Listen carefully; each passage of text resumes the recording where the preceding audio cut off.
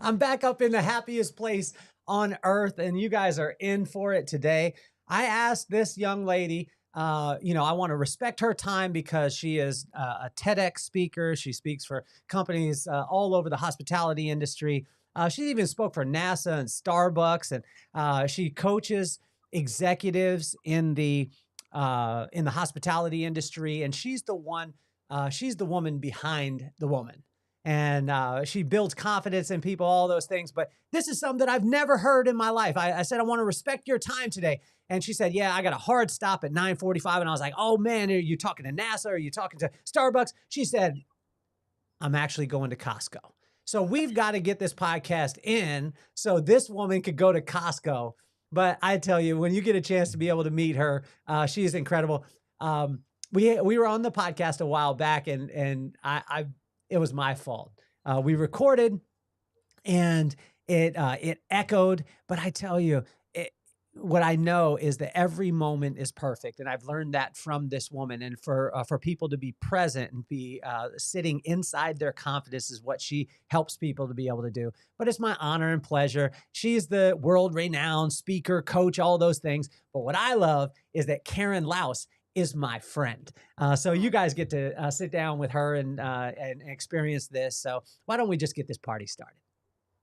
Yeah, and this the vibe that raised us, made us, saved us. Love so strong that the hard times praised us. From base life roots to the freeway nights, we turn small rooms into launch pad flights. Yeah, this the vibe that raised us, made us, saved us. Love so strong that the hard times praised us. From base life roots to the freeway nights, we turn small rooms into launch pad flights. We begun surfing waves too low, made our own rules everywhere we go. Held tight to the truth that our parents declared. Anything is possible, the love stayed there. Now Rob's daughter ballin' on the end scene, Olay scene. Will's kids live dreams we never could have seen. This the vibe that raised us, made us, saved us. Love so strong that the hard times praised us. From base life roots to the freeway nights, we turn small rooms into launch pad flights. Welcome, welcome, welcome. Costco? What are you going to get at Costco today? Can we please say the why? I have got 20 women coming over tonight for a speed networking event. I don't want to hear that. All I heard was I got to get off the phone. I got to get off the podcast with you because I got to go to Costco. That's what I heard this morning, Karen. Hey, this is a woman with boundaries. I've learned the hard way. I understand. And a bone that I had to pick with you too is the fact that you talk all about these women's, and all these women get a chance to spend time with Karen Laos. What about the men's? What's up with that, Karen? You ain't helping a brother out. Believe it or not, I shouldn't say most, many of my clients are men. Okay. All right. I have to say, yes, but let's face it, we could go down a whole rabbit trail around this, around cultural conditioning, why women need more support. Well, you talk about that. We'll get into it in a bit, but you talk about this confidence cocktail. You're going to help us with that. But I did have a woman the other night, and she's awesome. Lauren, if you're listening out there, you should be. But I was talking to Lauren, and she was like, she came to the Vibe Room, and she was like, I loved it. I had so many highlights. It was great. And then she just came in close, and she was like, but I need to see more ladies on the stage. And I was like, hey, but Karen, my daughter performed. My daughter was on the stage. Kim McVicker was on the stage. She was a comedian. I mean, there was only 3 guys on the stage. You know what I'm saying? So there was 2 women, 3 guys. I thought it was a good mix, but she pulled my card is what it was. Well, I love the events that you're doing and giving Thank people a platform, period. So Thank you. that's awesome. So what have you been up to? Yeah. What have you been up to? We got an anniversary coming up on the 6th, right? Yes, my husband's kidney transplant. Yeah. His kidney's name is Rocky. So it's really fun. Yeah. A friend asked about a month before he got his transplant. Well, we didn't know that he was getting it a month before, but she said, what are you going to name it? And he did not think about what that would actually be. So he goes, I think I like Rocky. So it stuck. And it is so exciting to see his journey because it really was a journey. 5 years, same year we found out he was going to have to go on dialysis because his kidneys were failing. I started my business. So Definitely the perfect storm. And I'll tell you, nothing has tried me more than that. And it was an excruciating 5 years, but it also taught me the power of hope through community. We also wrote a chapter in a book together, and the book is called Unshakable, about our story from each of our perspectives. Hmm. From the moment that I found out in my white rental car on the side of the street in San Diego, actually, where I was about to step into a speaking engagement, I find out he calls me and says the doctor says I need to start preparing for this. I'm like, "What?" And then as I walk in, like, "Okay, I've got to be here. I've got to be present." So that was definitely a moment for sure. What kind of white car was it? I knew you were going to ask me that. I said I cannot remember. I You just know can't. it was Hold on, hold on. white. This is a pivotal moment in your life. You don't even remember the type of car you were driving? Come on. I know. I know. I only travel 50% of the time and rent cars that So, amount as well. So, well, when you rent, do you always go for that upgrade that they give you at the counter? Like when because they always say you're getting a Toyota Corolla. Are you a Corolla girl, or are you like do you well, step it up and go a Camry? What do you do? I don't usually go to the counter. So let's start there. Oh, you're big time. Oh, you're big time. You're gold. You're gold. Then is what it is. But Karen, there's a good part of going to the counter because you could just a lot of times they're like, look, you're in a smart car and you could get this Denali for like 2 cents more, and then it turns out to be $80 million more because all the fees and everything like that on top of it. So, Well, do I'll you? tell you, I did want to, oh, go ahead.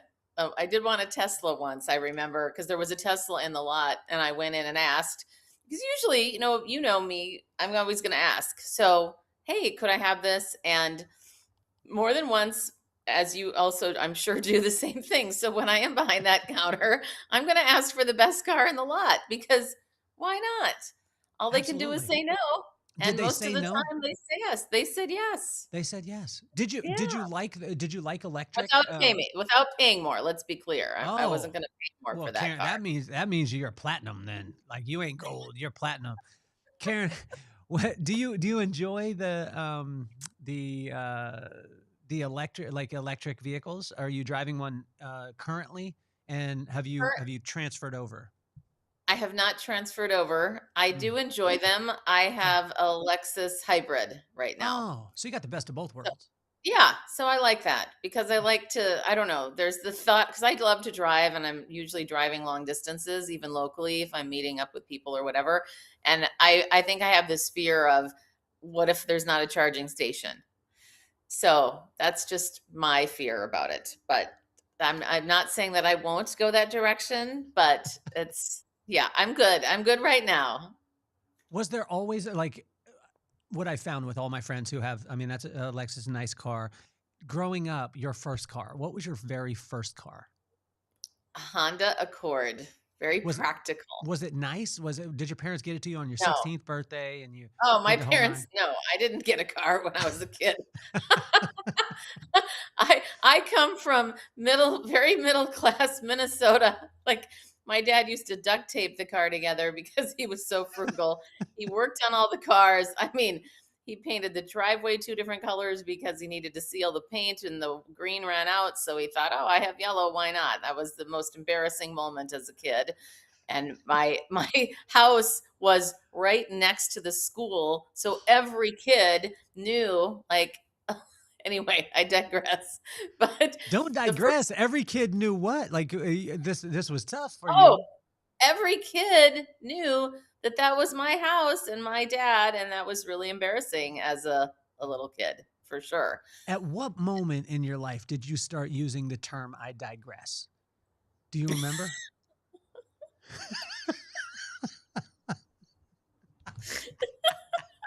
You're killing me, Kelly. I'm You're serious. killing Like me. that's not a seventh grade word. That's not a seventh grade phrase, I should say. You're not in seventh grade trying to, trade a Twinkie for a zinger or for a ding dong or whatever. And you're like, I digress. Let me take back my Twinkie. At what point did you get to and be like, you know what? This suits me as a human to digress. When was that? Who knows? Do you remember Maybe the I was moment? 21 and a half. I remember this moment, the communication moment that shaped the rest of my life as a communication expert. But my first car was a Honda Accord, Yeah. and it was very exciting because I bought it. It was a used car. I bought it in San Francisco because I always had a dream to live in San Francisco. I threw a bunch of stuff in a rental car in 1994, drove cross country, landed here, and never left. And I lived for the first year with no car, totally fine, right in the middle of the city. Yeah. And then when it was time, it was so exciting to get, like, you know how sometimes the longer you wait for things, the more you value them? That's exactly what it was like with this. So exhilarating to buy that little used Honda Accord for $12,000. Now, did you finance that? Because 12,000, because you're 21, 22 at the time. $12,000 is a lot of money. Yes. Okay. Yes. Did you finance? No, we paid it. It was my best friend and I split the car. No way. We paid it in full because my dad always, How'd you save $6,000 at 22 years old? well, I was a little older than that, just to be clear. Okay. But saving, my dad always taught me you don't buy something unless you can pay in full. Really? Did he teach you that from Yeah. a very early age? Yes. Now, Okay. I want to clarify that he was not the warm and fuzzy dad like you, so awesome. Like, hey, let's talk about this. It was purely through modeling, and it was probably fear. Like, if you don't pay your bills, you're going to be screwed in life if you don't pay them in full. So, yeah, Why do you think that. it was fear? Why do you think it was fear-based with him? I was just talking. The reason why I ask is because I was just talking with one of my friends, and their family came from. They were in Germany in not the great time in Germany, and when they came over here, they are phenomenally frugal. They became very wildly successful financially, and I was like, "Well, where did the principles come from?" And he was like, "My mom was." She grew up in Nazi Germany and she didn't have, and she knew that things were going to go away or people were going to take them away. So she made sure that she like grabbed a hold of everything and she saved everything and she became super frugal. Was there a reason for your pop being that way? Yeah. My parents were born in 25 and 26 in the heart of that Depression era. And definitely were very much about you. I mean, literally in our house, Kelly, we had the whole basement was filled with, not the whole basement, lots of toilet paper. Imagine Kleenex in the rafters, like in the laundry room. There were Kleenex boxes up there for years. I mean, there was, if something's on sale, you get it in bulk and because you never know. So it was the same thing. Definitely that scarcity mindset. So I've worked a lot of time, lots of therapy, lots of personal growth work to get past that scarcity mindset and remember that abundance is everywhere. So when you went through, take me back to your house is next to the school. Is this grade school? Is this middle school? Is this high school? This is grade school and middle school. So So basically first through eighth grade. So first through eighth grade, there's some embarrassment times that are happening, right? Yes. Yes. Yes. How'd you get through it? Because sometimes people will almost shell up, get angry, and react to different people. Other times, like I remember a point where we couldn't get anything that anyone else had. We were shopping at thrift stores before it was vintage. And I remember a point in my life where I was like, as much as I hate this, it's not going to change it. So I got to go all in. And then I went all in. Like when my mom would go, I would be like, buy me the ugliest stuff. I want the polyester checkerboard pants. I want the grandpa suit, the zip suit like Mr. Furley. And I'm going all in because there was nothing I could do. Was there a point that you went all in or did you resist it or did it make you mad during those times or how did you react to it? As a kid, I was really doing my best to be a compliant little girl because I was always trying to get my dad's approval, to be honest. Yeah. So most of it was internal. It was the jealousy of others occasionally, but I didn't live my life feeling like, oh my gosh, this sucks. This is terrible. There were just a couple of those moments because I've always been a really positive person, even as a kid. But certainly as a kid, we're always comparing ourselves. I mean, let's face it, that carries into adulthood. That's still something I have to be aware of. It's not about comparing, it's what am I actually doing? What am I called to do? But as a kid, definitely that's a very interesting question because I didn't react, I didn't rebel. And that's probably why I am, on some ways, I've got this dichotomy in my life with my personality that I'm very rule based on some level. And then on other levels, I am so rebellious behind the scenes. Like, I don't want to even tell you how many. Well, I've only been to traffic school a few times This year. Yeah. this year. But isn't it fascinating how our childhood shapes us and the things that we do? Because I wasn't rebellious as a teenager. Again, just wanting to please my dad primarily, and had a great relationship with my mom. But the way that showed up, just with always trying to prove myself, trying to please, and then finally, just as an adult, going, "Oh my gosh, this is exhausting. I don't need to do this anymore. I'm an adult." What about that little kid? Like I don't know if you had this kid in your neighborhood or in your space, but I remember we lived in Melbourne, Florida, and I can remember like it was yesterday. We lived in Crown Heights, and inside our neighborhood there was this kid, and he was a little bit more privileged. So he had like all the cool toys, all the stuff. But he had one thing that I was the most jealous of, which was a go-kart. And he had Mm. the go-kart, and for some reason his parents said your friends aren't allowed to ride it.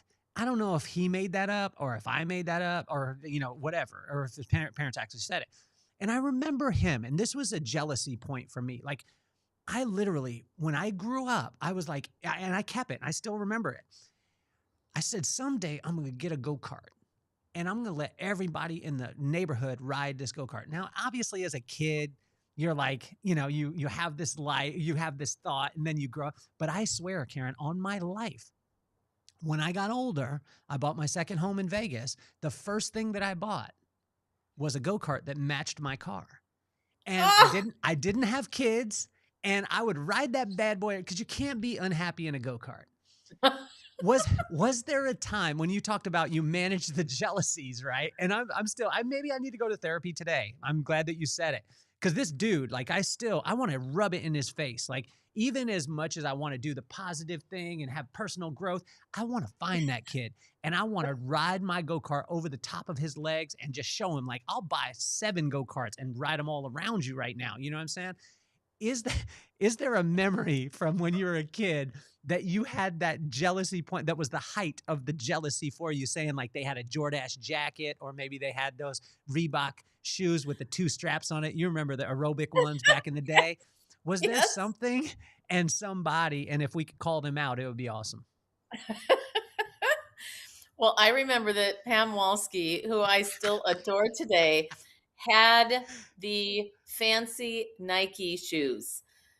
And it was the one that was the cool ones they were white with a red swoosh. Mm.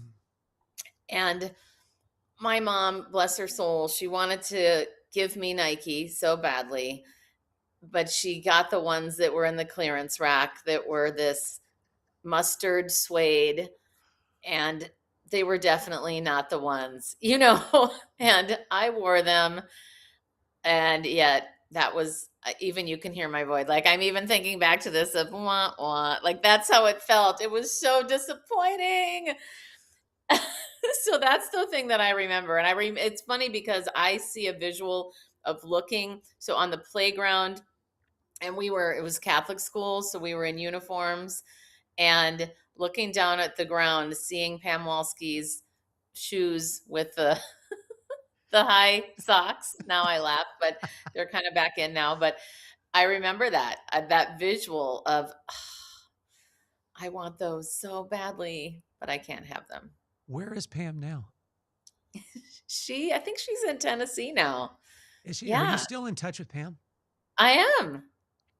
We need to get you some Nikes with the red stripe and just send her a picture. Don't even say anything. You know what I mean? But just have that shot and just have the shoes and just be like, Pam, you know what I mean? I'm flexing on you on this one. That would be hilarious because she has no idea. So she No didn't know that idea. you were jealous. She didn't know that No, was this like one of your best friends? no, no. No. It This was was one of just the, yeah, just a girl in the school that I admired who was popular, and in those days too. She also had the perfect hair, like the curls, the perfect curls on both the part down the middle and one curl on either side of her head. yes. That with her Nikes. Oh my gosh. Karen, Definitely admired Karen, her. what do you remember that you wanted as a kid that you're so glad that you didn't end up getting? Oh.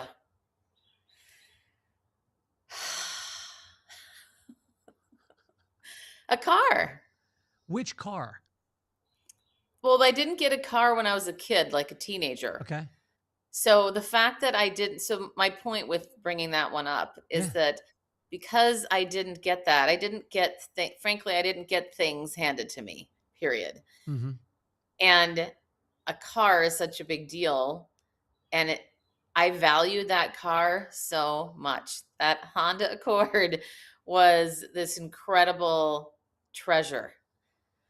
And I also living in San Francisco for a year without a car. It wasn't like it was hard. There's good public transportation within the city, but it was so awesome to have this car to be able to drive and not have to walk down to the BART station or walk to the Muni station. And then it felt like going to, grandmother's house through the woods we go if I just wanted to go from downtown to the Castro or to the beach. God forbid, the beach was like almost an hour drive on the train, our ride.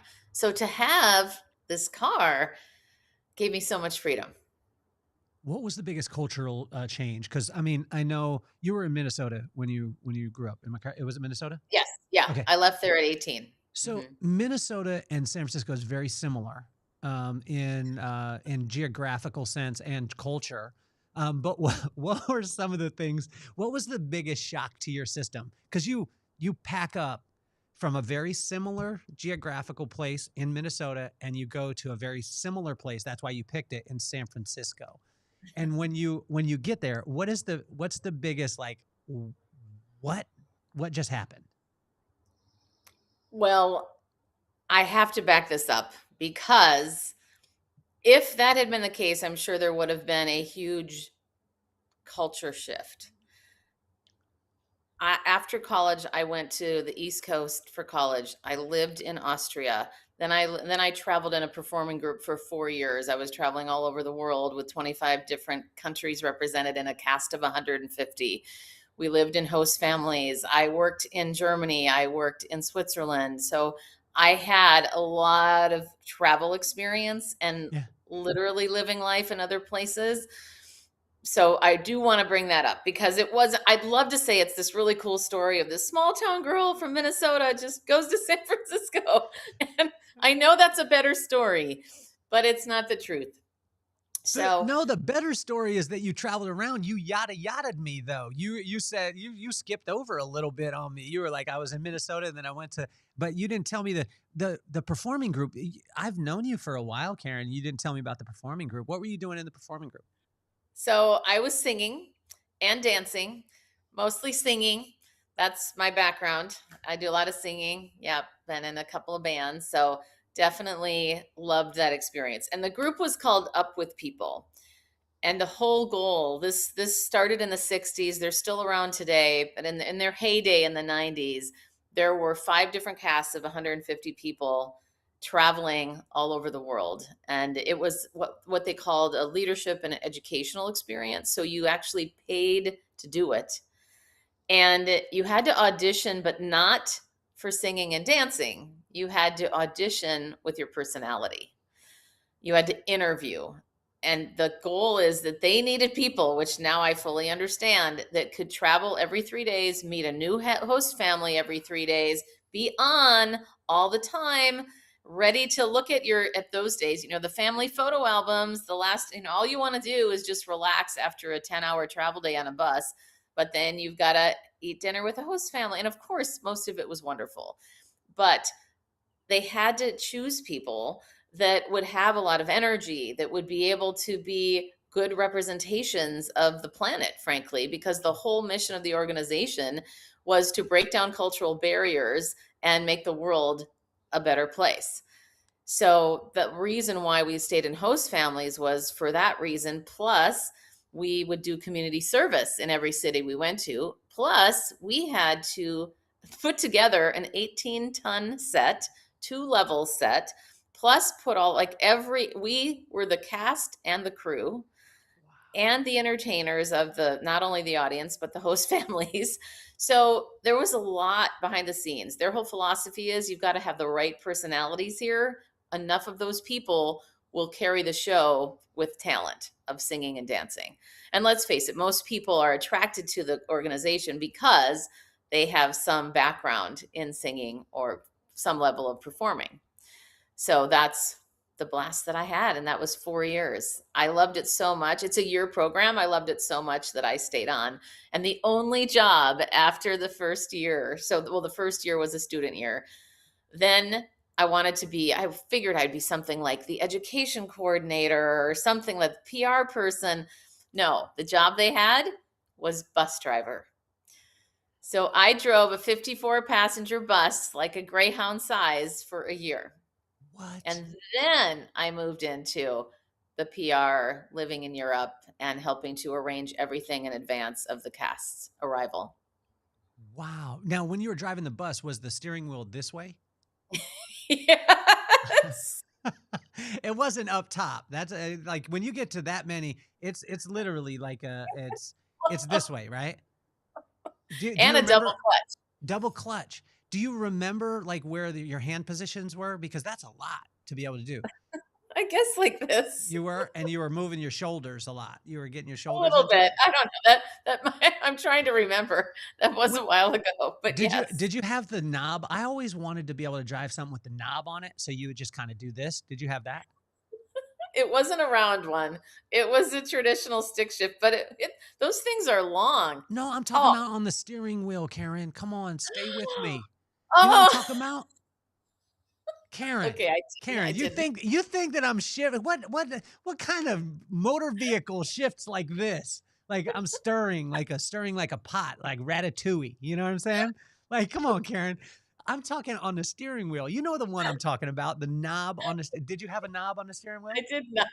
You did. I did not. So you had to go hand over hand. You was doing this one here. Yes.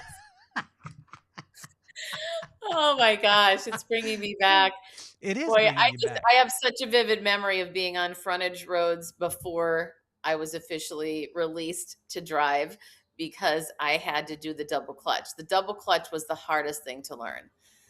It is fascinating. What's the trick to it? What's the trick? Both are like quickness, quick, having both feet. It's hard to explain. Can you still get it? Could you still double clutch right now? Oh yeah, I feel confident. So if there was a convention right now and the bus driver went down and you were speaking at the conference, or you were coaching one of these high-level executives, you're speaking at NASA, the bus driver goes down, you're in? Like, are you stepping in? Are you stepping in, double clutching? Same with the tractor trailer. I had to give up that license though. Let's say I made a decision. Well, I think it was a good decision. So the common thread, I think, so what's so cool is the common thread of it. You've got the performance part of it. Most of the time when people have incredible performance and when they have the light, like you have a light like nobody. Like we got the chance to be able to spend time at the Amaze conference out here in Carlsbad, and you just light up the room. What I find a lot of times is that the light comes from a lot of times there's a person that you're wanting to, whether it be impress. And I'm not saying the audience, because you don't impress you impress the audience, but it's not because you're trying to. Mm-hmm. Was that performance part of it in you? Was that the like with your pop? Did you want to show him that, growing up that you were going to do something phenomenal? I don't remember that. Again, that would be a better story. I'd say that I just love entertaining and connecting with people. Yeah. So, it's if I really go deeper, Kelly, because I feel like now we might be in a therapy session. Would this be certain? I know, because I want to be as honest as Yeah. possible, Yeah. and Yeah. nothing's off the table with That's me. good. So when I think about this, of course, I spent a good part of my childhood wanting to prove myself to my dad that I was good enough, but it Okay. was so basic. It wasn't about performing per se, but it was, I mean, you could argue, well, isn't that performing? Maybe. I think as a kid, it was just survival.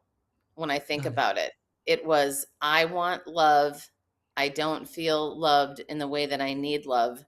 I mean, obviously, I did not know this as a kid, Yeah. but the I keep coming back to you mentioning, when did I know the word digress? You still haven't answered. Like you I said, still haven't maybe answered 20 and a half, but you were 21 and a half. joking. But Right. anyway, thinking about that, certainly, but there's something magical that I find when you can connect with a person, whether it's in a conversation or whether it's on a stage.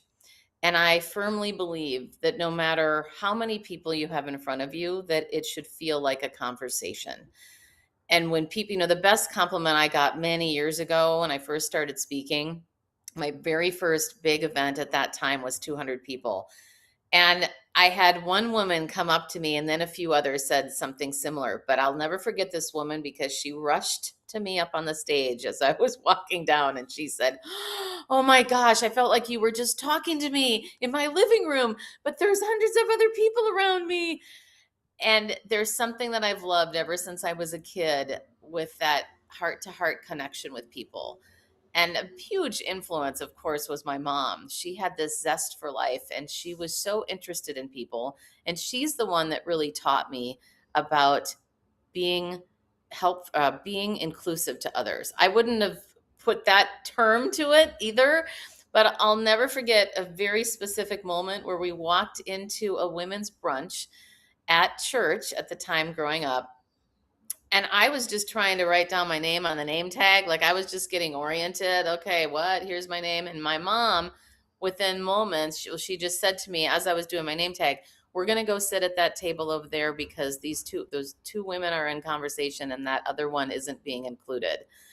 And just to have that whole view of the room of, I want to make sure people are included to the degree of detail, that was like, now looking back, that just blew my mind. At the time, it was just, oh, yeah, that's mom. But now realizing how valuable that was to make people feel seen and heard and to learn that at an early age and then embody it. Because it's one thing to say, oh, I make people feel seen and heard. But when you get to that point where, and I'd like to think I embody it now, I'm not trying to beef myself up. It's just that I've gotten that feedback so many times that people say, my gosh, I'm just telling you things that I wouldn't have told anybody. And it's such a beautiful moment of connection. When did you find yourself and realize doing it the first time unconsciously? Because when we were watching our parents, like you're watching your mom do that, it's not, again, like you're not. I love the fact that you added to it. You were like, I wasn't thinking that word inclusive because you weren't at 7 years old or whatever it Right. is, right? We're not like, oh my gosh, my mom's being inclusive. Like she's doing DEI right now. You know what I'm saying? Like that's not the case, but it's the reality of just living, right? And what I love about you is what I've watched is the things that I've seen you teach. I've watched you live. And Oh, I was watching in the room when, it's not like you're, conscious. When I'm in the room, but when I was in the room with you at Amaze, all the things that you were talking about, if you were to have lost your voice and a person watch, they would have actually known your presentation through your emotions. And so there's a consistency there. But let's go back because, and hopefully you answer this question because you still haven't answered the digress question, that I asked earlier. But when was the first time that you noticed that you did it? And because most of the time, again, that's unconscious. mm-hmm. And was there a person? Did they have a name? Do you remember that? Do you remember a time when that happened? I'm thinking in my 20s probably is when I realized, like, ever since I was a teenager, that so when I think about what I do remember when I was a teenager is somebody saying, "Wow, I'm so comfortable around you." And then many other people had said that. So it kind of is a bit of a blur. And I didn't really know at the time what that meant. I just thought, "Oh, that's nice." I personally know now when I really think about it, I think part of my also driving force underneath the surface was wanting to be liked as well. Mm. And who doesn't want to be liked? So if I think about this through my therapy session with Dr. Carney, Dr. Kelly right now, that there's probably some of that too. But I would say it was more in my 20s when I went to college and I was in a lot of leadership roles there, how people would be drawn to me. And specifically, I was the head of our social thing for the sorority that I was in. And I remember people would come to me with their problems. And I have a psych degree, but I did not want to be a therapist. I always, at that time, just said, no, no, no. I just love understanding why people do what they do. So I wish I had a name of somebody, but I remember that's probably when I thought, okay, this is like, people really come to me with deep things, and I need to also be a good steward of that. And Yeah. that confidentiality piece has always been important to me, and just living my life in integrity with not sharing what other people are telling me. And then, of course, that ended up leading into an almost accidental career starting in HR, where, of course, you have to be the vault. And now I have some very high profile clients that I have to be very careful about. I mean, it's not like I'm wondering, oh, am I going to slip? But it is that vault that I've been really a good portion of my life. So that's what comes to mind. And so when I started my business the first time, I've started twice. I've left corporate twice. Mhm. The first time in 2003, I remember thinking, wow, this is actually an asset of mine, character strength, a character quality that I need to remember when I'm talking to these big companies or whomever, not just the accomplishments. And this is also what I recommend to people: create a celebration portfolio, is what I call it. And it's a list of two things. One is your accomplishments, which that's pretty standard when you're in a job interview or whatever, you're going to talk about your accomplishments. But most of us don't talk about our character qualities. For example, one of the things that people love about working with me is that they feel comfortable around me. And that's also how I'm able to produce the results, because it's a combination of the tactical skill as well as my personality, character strengths, or however. But when you can combine those two, so that's a tip for anybody who's also interviewing or just wanting to have more connection with your clients, and communicating your value is so important. But a lot of us don't bring up those amazing character qualities because they're so innate. We don't think about them as a big deal. I didn't think about people feeling comfortable around me as a big deal as a kid and in my 20s, maybe even in my 30s. But then it was later going, you know what? I've got to talk about this more, because it is a really powerful reason why I'm able to do the work that I'm able to do. When you go back to the being liked, I want to go back to that part, because it's like it's one of those things where I think every human wants to be liked, but a lot of times we have things that sparks it, right? So we have things that maybe happen, and I remember there was a time with my cousin, and we're snapping on each other, giving each other a hard time. Oh, you you're slow, or you're not tall, or you're back and forth. And then he hit me with one, and it was like a blind side. He was like, "At least I don't have a flat head." And I was like, "Wait a second, I don't know. I didn't even know that I had a flat head, because I had never looked at myself from the side." And it was like a knockout blow. And then I remember being self-conscious for the next 6 months, and I would not turn. I would only address you forward, because I didn't want you to see my flat head that I couldn't see. That my cousin Stanley, just want to let you know, there's a lot of therapy because of you, Stanley. It costs a lot. But Oh, I had that time, right?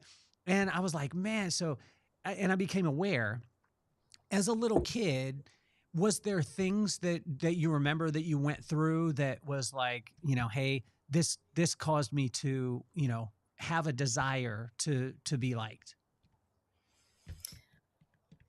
I want to share a story and then come back to that, because what came to mind about this awareness of blind spots, or just things about ourselves that aren't even a problem, but well, I'm going to just go with the story. So I was probably 12 years old, walking with my brother, Larry, through the Target parking lot. We had just gotten there walking, and he says to me, Karen, look up, like the world is up here, out. Apparently, I was looking down at my shoes. And that is such a prominent memory because for whatever reason, I walked looking at my feet. And I wonder if that was a worthiness thing or whatever it might be. So I thought, oh my gosh, that created this incredible awareness around how I'm coming across and that I had no clue. Like that just opened up my entire world. It might have been those Nikes that your mom bought you off the clearance rack that you were looking down at and being mad that you didn't have the Nikes with the red stripe. That's what it could have been. You ever think of that, Karen? Yeah, maybe that was it. That could have been it. Oh my gosh, all these memories. But you asked a question and I want to address your Yeah. specific question, but that's what came to mind. Yeah. The let's see, what was the other one that you just mentioned? Oh, as a kid, talking about like a point in your life where you realized, hey, because most of the time, this is what I found in interviewing. I don't know if you know, but today is episode 778 of the podcast, right? So you're 778. In 778 episodes and being able to interview all types of people, it's amazing because the challenge generally that the person solves is the one that they dealt with early on. Mm-hmm. Right. Mm-hmm. And if you like with you, it breaks down to a very simple scenario, right?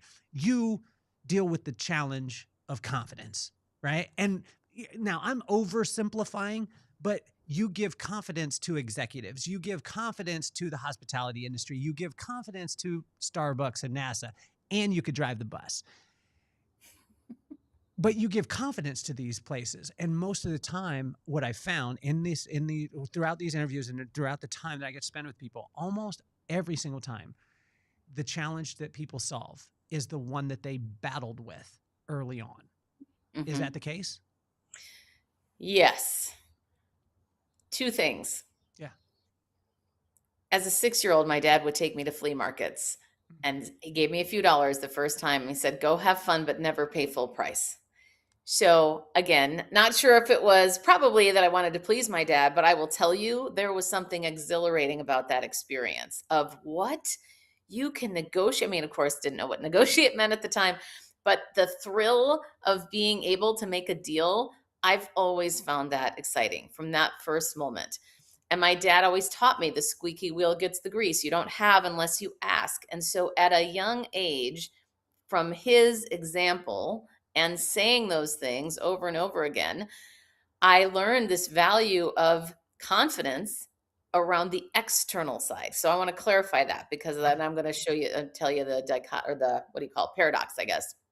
So I've always been confident, I would say overconfident in my abilities and underconfident in my worth. So that's been my journey. So you may or may not know, probably know this, the statistic around women, most women won't apply for a job unless they have 10 out of 10 qualifications, whereas most men, it's more like 50%. But I'm more in the male category. I just say, oh yeah, and I'll figure it out later. So I've always believed that I can do anything related to my abilities. But the other thing, so my dad was teaching me that at the same time. I'm the last of 9 kids, by the way. My mom was a homemaker and traditional family in the home. What I saw modeled to me, she never said this, but what was modeled is that your voice as a woman doesn't matter. So I was trying to figure all this out, like the squeaky wheel gets the grease. And then the way that I reconciled that as a kid is, oh, okay, so I guess you have worth when you produce and accomplish things. So that initially was the root of the success of my career. But now, so all of that was, that's that. But adjacent to that, living along inside of me is things in certain moments. Am I good enough here? Am I good enough in front of this person? So I found myself one day as a corporate executive, tongue tied in a boardroom, and it was so bad that I couldn't get the words out. My boss shut down the meeting.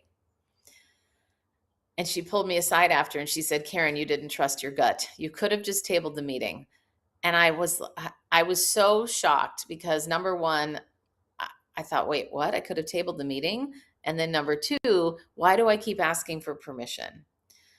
So that was truly the moment that I realized I got to figure out what is the root cause of me not speaking up in important moments or in front of certain people. Because at the same time, simultaneously, I had a big team reporting to me. I was on stages all over the world. And yet, in certain moments, I couldn't get the words out. Now, what I prioritized at the time was not rocking the boat because I was taught that you've got to make other people comfortable almost at any cost. And the reason why I didn't speak up is because I had disagreed with what my boss suggested I present months prior, but I never said anything. I just was taught, well, your boss is the authority. You just do what they say and figure it out. So you must be the problem if you can't figure it out. So I've learned a lot of lessons since then, but that is really what made me realize, oh my gosh, I was in a prison of my own making, literally. We all have the ability to choose to speak up. And that's why I'm on a mission to help 10 million women speak up and be free. Can you negotiate with confidence? Yeah. Like I'm talking about when I say it, not negotiate having confidence. I'm saying confidence is sitting across the table and it's a person. Oh, ooh, I like Can you this negotiate scenario. with it? Tell me more.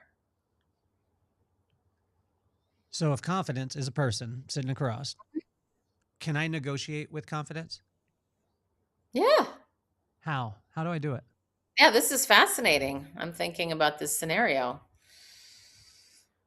There's an exercise I have called the fear script, and it reminds me of a similar thing. It's a dialogue that you have between yourself and fear.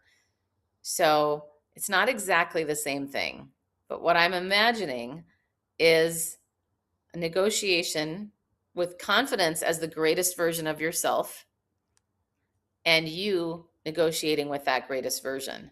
So let's imagine if you are, or we'll speak for myself, let's say right now I am not feeling, let's put it this way, instead of not feeling, what's the actual thing? Let's imagine somebody's saying something like, I'm not good enough. So confidence would say, so again, confidence as the greatest version of you would say, what are you talking about?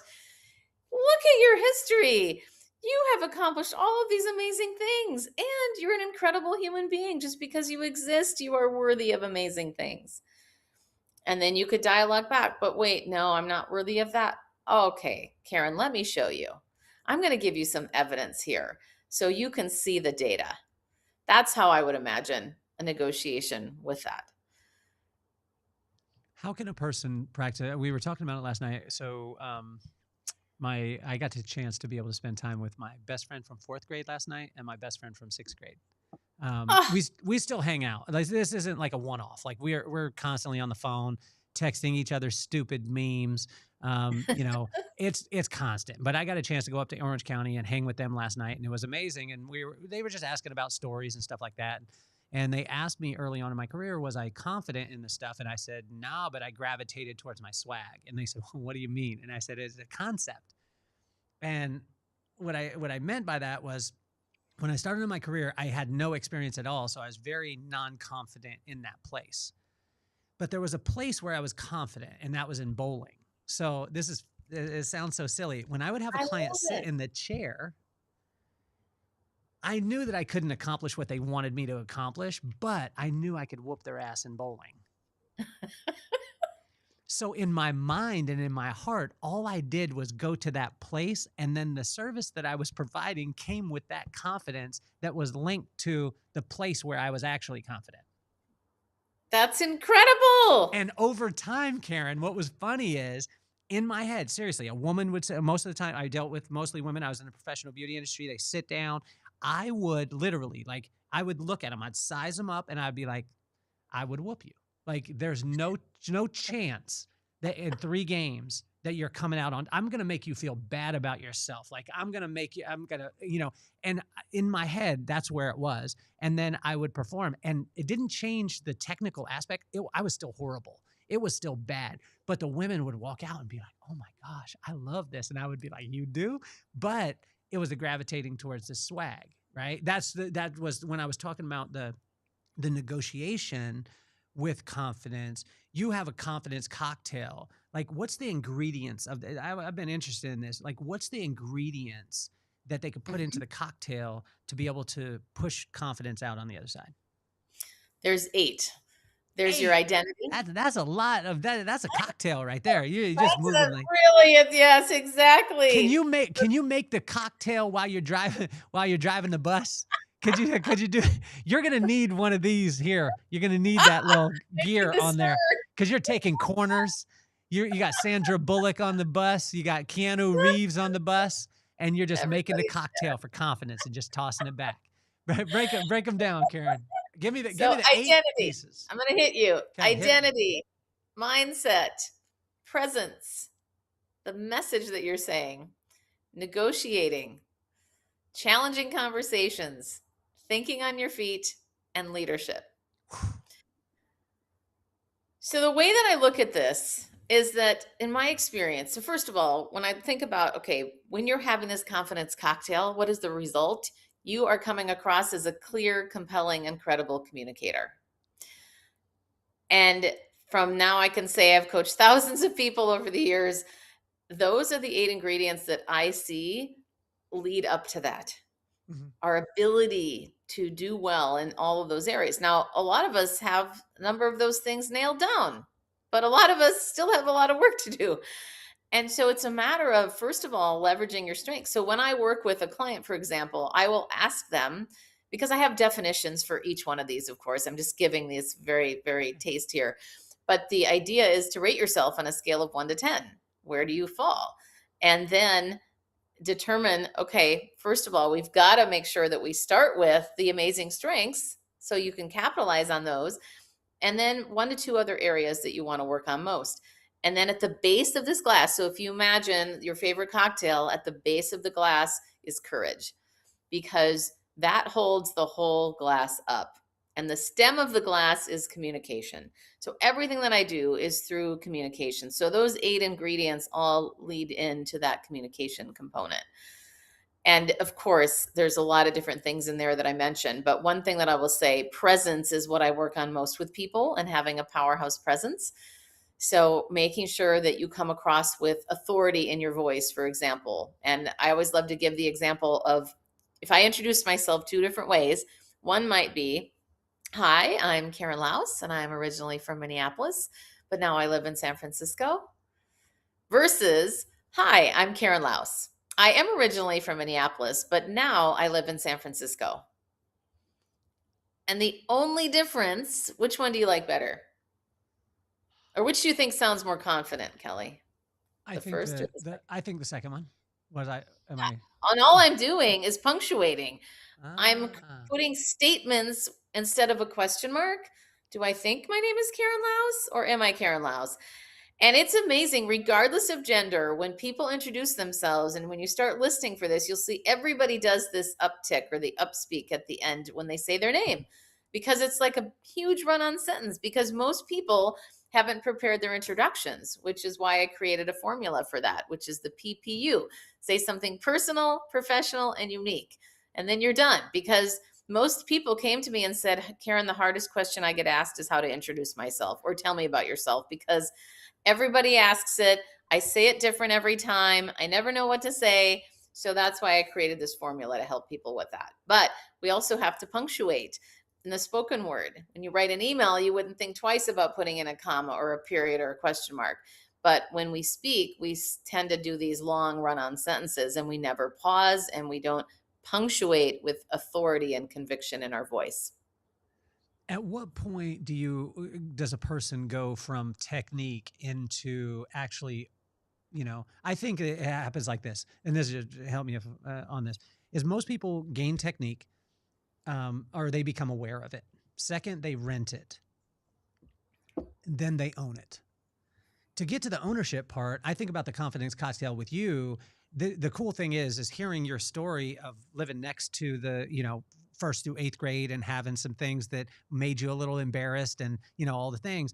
And then having your pop say what he did about the, you can negotiate and the squeaky wheel gets the grease and then or squeaky wheel gets grease. And with your mom being in that spot and then you traveling all over the world, this is all ingredients to the cocktail, right? This is all ingredients to the confidence part of it.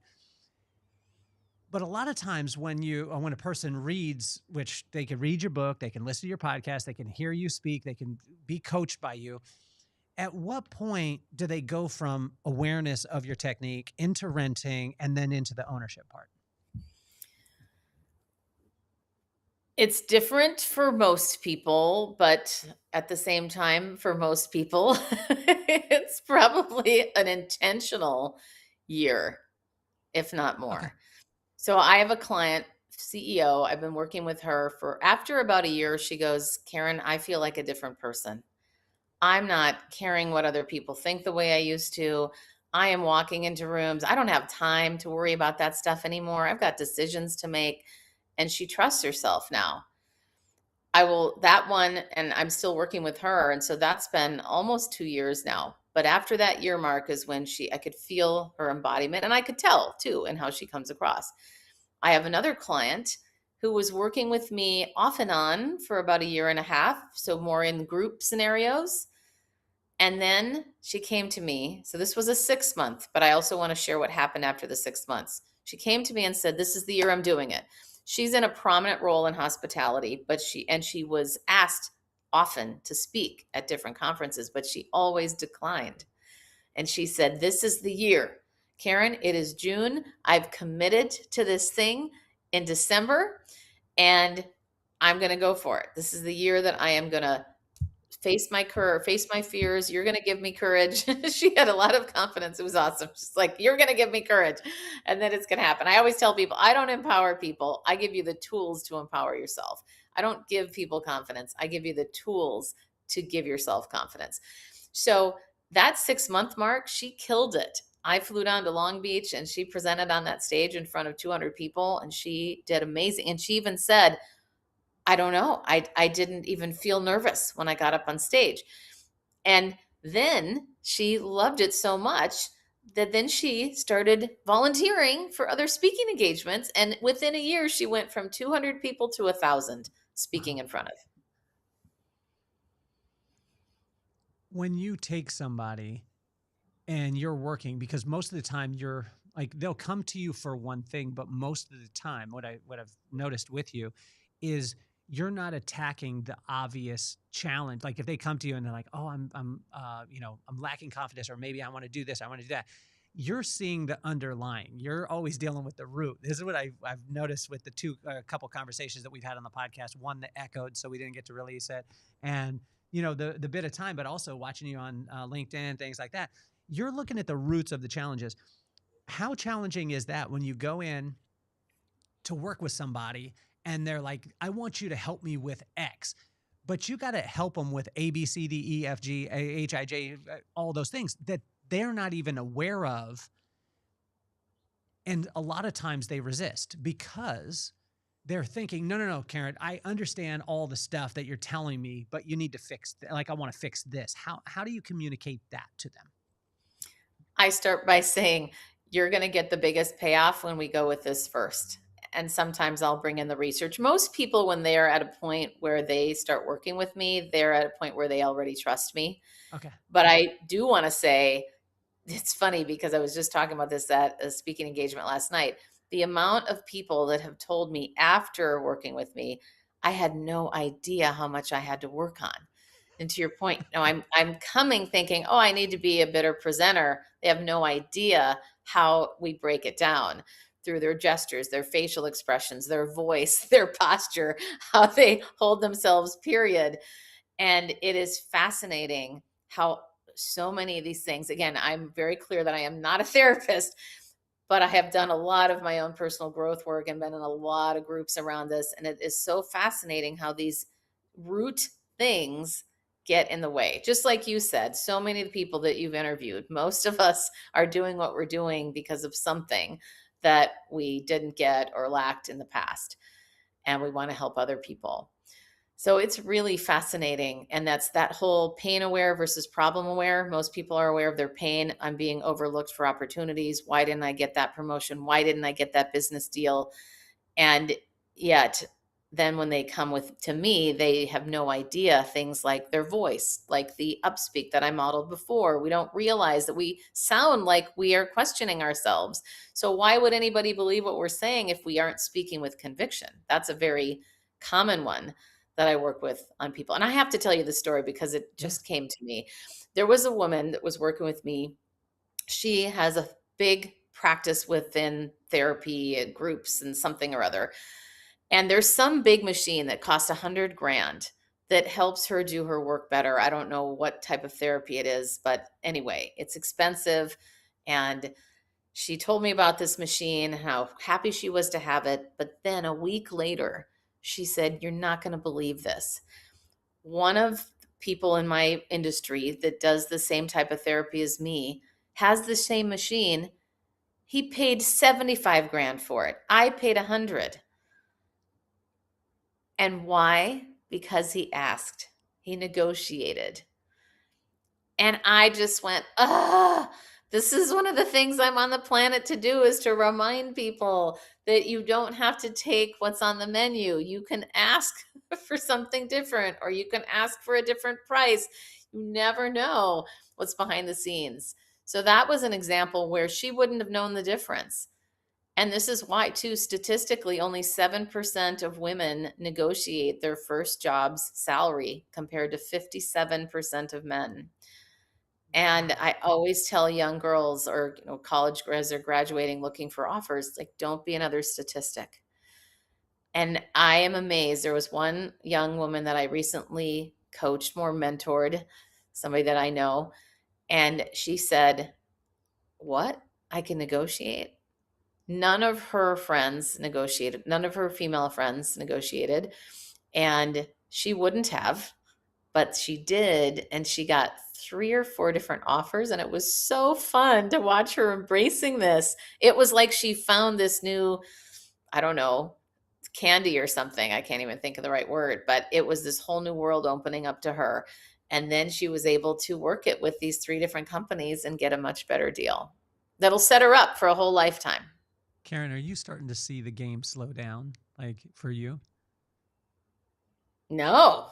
Well, let me clarify. Well, tell me more. Well, when I look at it, you're up in the Bay Area, right? And you know of, I think, arguably the best basketball player of all time, which is Steph Curry, right? When he gets on the court, the game slows down, and he's able to make decisions at light speed, but everyone else is moving at half speed. And his mind like slows the game down, and that's why he's able to move in the way that he does. And I look at these things like the clarity at which you walk into it. Was there a point that you started to realize that you were able to start to slow the game down because you could see if a person wanted to work with you, and they were, you could see from across the room, okay, already I can see that we're dealing with boom, boom, boom. We need to address it even before you have the conversation. Is that happening for you now? Yeah, for sure. I see what you mean now. A lot of people ask, that's yes. Mm-hmm. I know that like stereotype is going to be a bad connotation. A lot of times people have challenges with the word. I want to make the word a little, I guess, put education around it, and also I would like to change the connotation with the word, because a stereotype is there for a reason. The reason why is because there's a majority, like generally there's behaviors in line with the stereotype. And so yes, when I look at that, when you say, when you're dealing with people, are there, let's call it, maybe not stereotype, but archetype of 5 different types that you could pretty much fit the people into that come in, like they're working in an executive or C-suite? And I'll never tell anyone that you said this. I promise. We'll just keep it between you and I. But are there those that you can almost kind of fit them into? And I know they're individuals and they have certain things, but in what you do, are there those? Yes. And I remember so vividly with a psychologist that I really admire. And I was he's just an incredible person. He's down actually in Orange County, Dr. John Townsend. And I remember I was privy to be in a couple of groups that he was leading. And I'll never forget how he would say, "Oh yeah, we quickly diagnose people." I don't know. I don't want to misspeak, but the way that he called it was just, "Oh yeah, like you can tell there's different sort of I think archetype is a really good term for it. Okay. There's the archetype where you go, "Oh yep, that's that." Now, yes, and it's also I have had to remind myself not to make assumptions because it's really easy to go, "Oh, this is what they need," and diagnose and then Mm. kind of go off in a whole direction as opposed to saying, hold up, this is what I think in my head, but I'm going to keep being curious, keep asking questions. And then usually I'm right. I'm not going to lie because if I've had, we all have our craft, right? We've been Uh-huh. in these things for a long time. And then we go, oh, yep, there it is.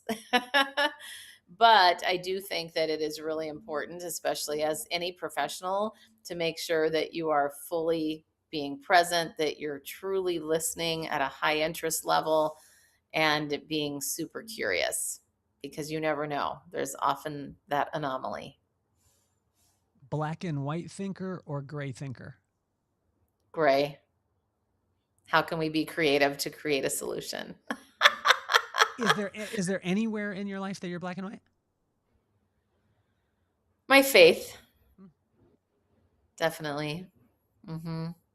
Yeah, I know what I believe and I'm clear on that for sure.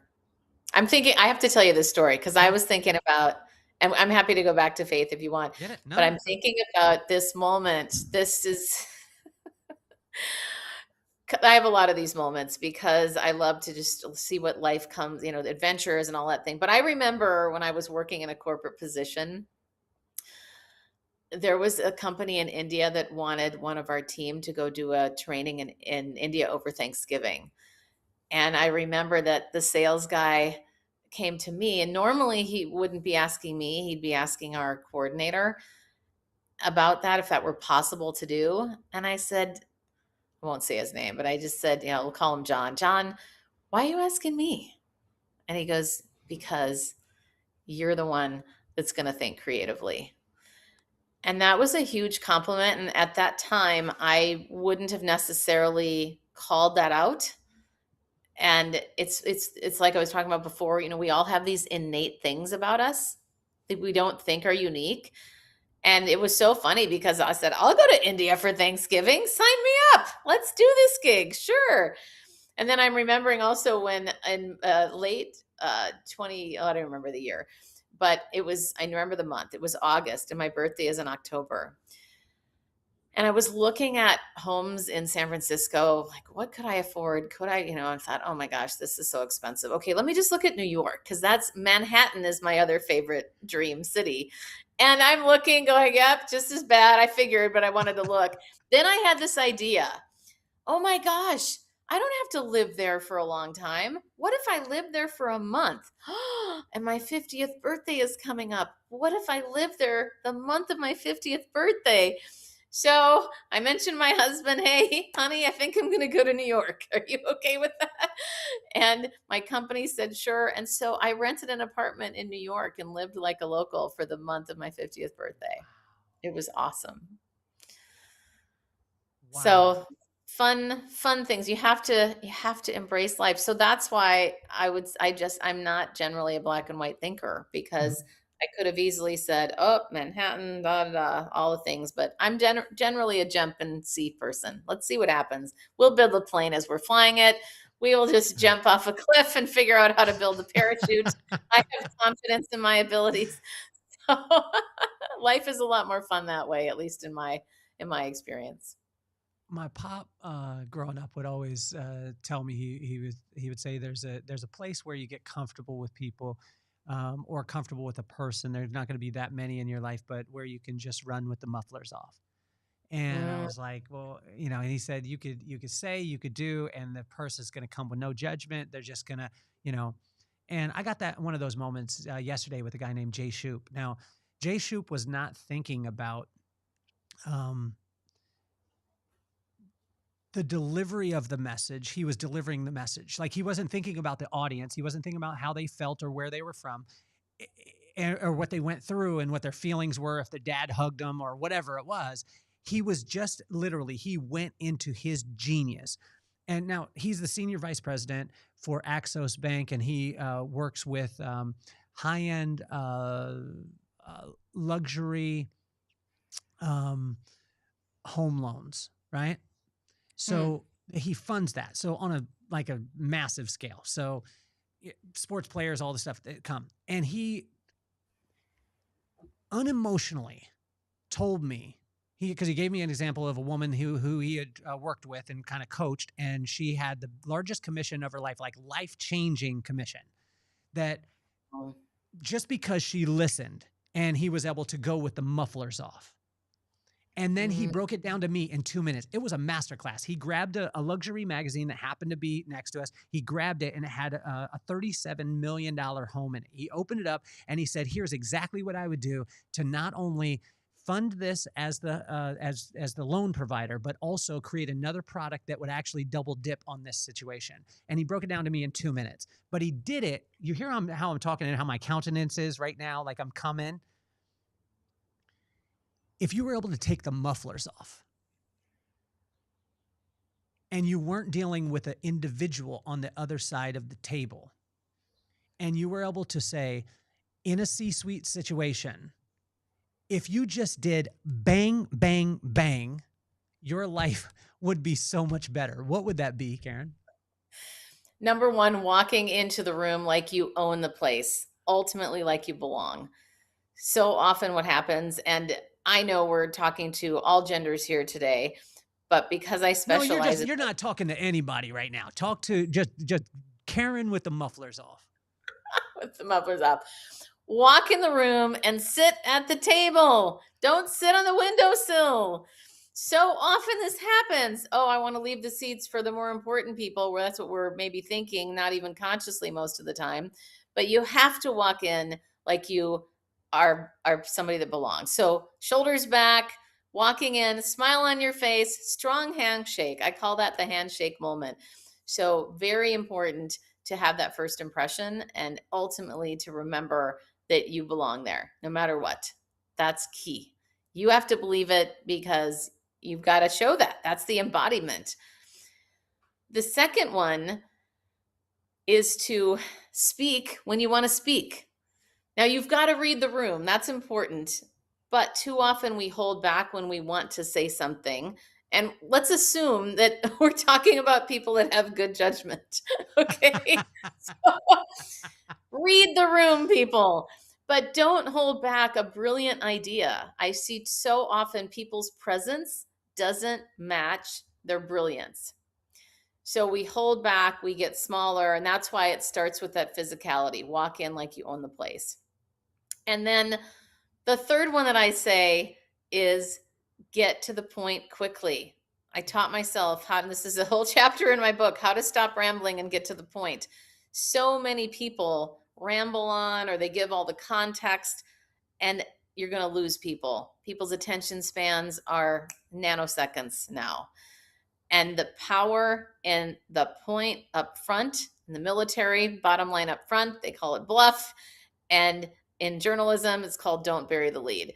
So making sure that you stick to that point quickly. And if you do catch yourself rambling, this is a tip I caught myself as a recovering rambler, is to stop, pause, to gather your thoughts, and then say out loud, my point is this.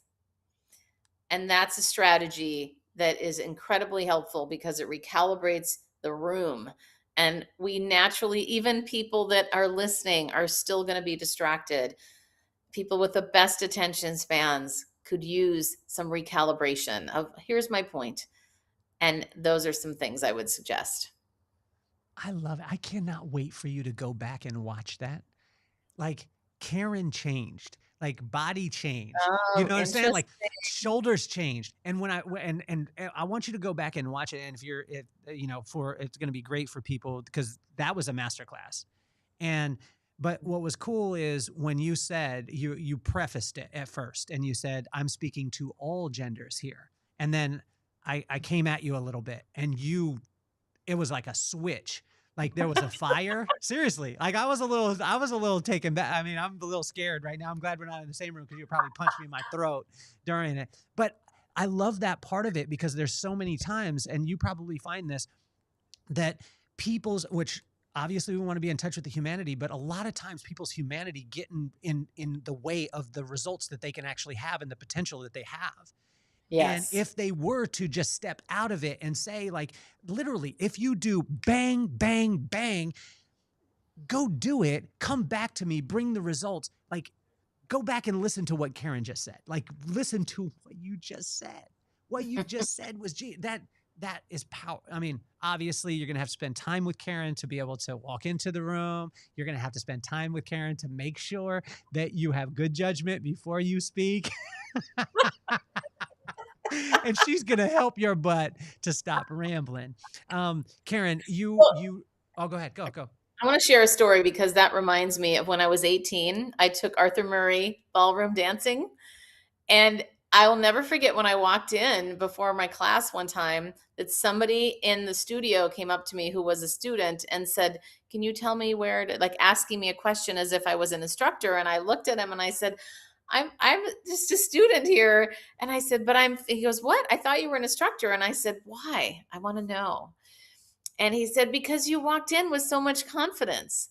And that was a moment at 18 when I realized how your presence can dramatically shift the way people see you.